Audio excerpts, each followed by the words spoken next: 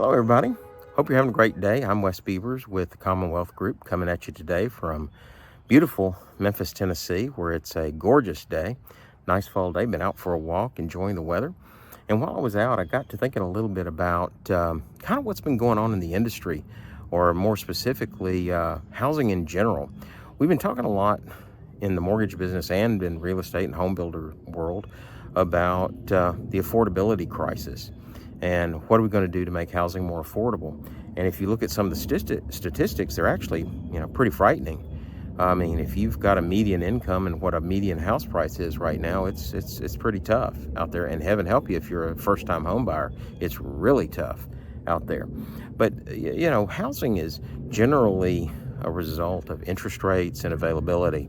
And right now, we've got relatively high interest rates. We're at 7.5, I think, today, which is not too bad, historically speaking. But when you consider where we are 2 years ago, or where we were 2 years ago, at 3.5, 7% looks pretty high. I think we're running about 7.5 again today.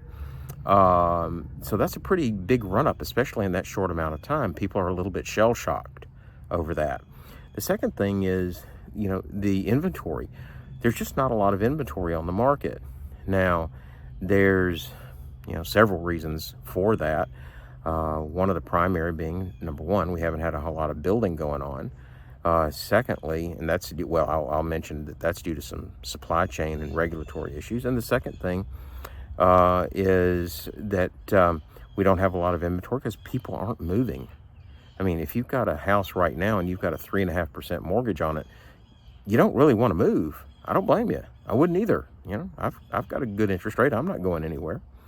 So the whole point of it all is this: we've got a lot of things that are coming together that's causing the affordability crisis now in the mortgage and real estate businesses, especially for first-time homebuyers, but for anybody for that matter. Now, this is not a situation where, you pull one string and we solve the problem.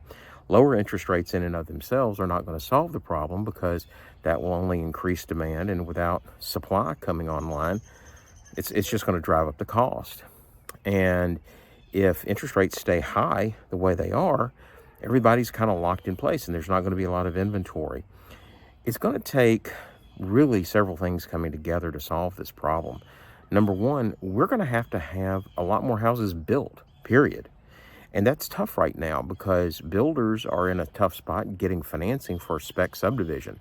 Due to a lot of the regulatory that they have going on, it's really hard for a builder right now because it's tough getting those credit lines done so that they can, build a neighborhood, so to speak. And worse, if depending on where you are in the country, getting a new subdivision approved is it's a bit of an art, so to speak, because the not in my backyard or NIMBY syndrome is very strong, especially if you happen to be in California. Good heavens, I don't know what it would take to build something in the Bay Area right now, for example. But we have just a whole lot of things coming together. So the big question is, what is it going to take to get us out of this? Well, it's going to take, again, concerted effort. Number one, we're going to have to see rates come down. The Federal Reserve has quit buying mortgage-backed securities, which is increasing the spread between 10-year treasuries and mortgage-backed securities, which is what controls mortgage rates. Consequently, interest rates on a mortgage are actually way high compared to what 10 years are right now. We should be about 1.5% lower than what we are right now, just that one thing alone. The second part of that is the Fed is in a battle with the federal government, primarily with the Biden administration, trying to bring inflation down. I mean, the Biden administration is spending money like a drunken sailor on a 3-day leave, and the Federal Reserve only has one tool to stop that, and that's to bring the cost of borrowing up, and that's what we're seeing. So we're kind of in a bit of a pickle and so forth. But do I think it can be done? I think it is going to be done at some point, because we have to find a way to house people in this great country.